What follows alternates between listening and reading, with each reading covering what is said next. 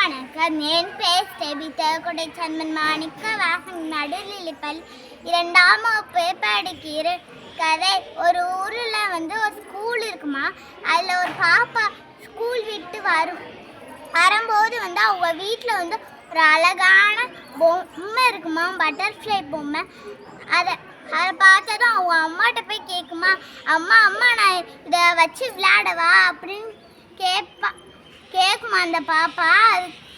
அதுக்கு அவங்க அம்மா சொல்லுவாங்க, நீ வீட்டு பாடத்தெல்லாம் முடிச்சுட்டு அந்த பொம்மையோட விளையாடு, அது நைட்டில் தான் பல மின்னும் அப்படின்னு சொல்லுவாங்களாம்.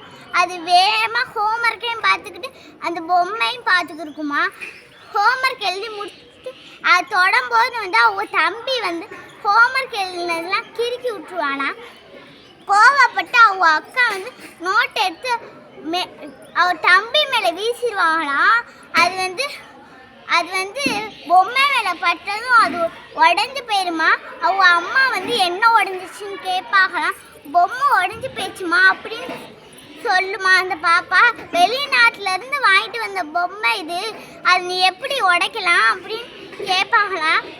நான் ஹோம்ஒர்க் எழுதிக்கிட்டு இருந்தேம்மா, அது தம்பி கிறுக்கி விட்டுட்டாமா, அதனால தம்பி மேலே நோட்டை தூக்கி வீச வந்தேன், அது பொம்மை மேலே பட்டுச்சு, அதோட அந்த பொம்மை உடஞ்சிடுச்சு.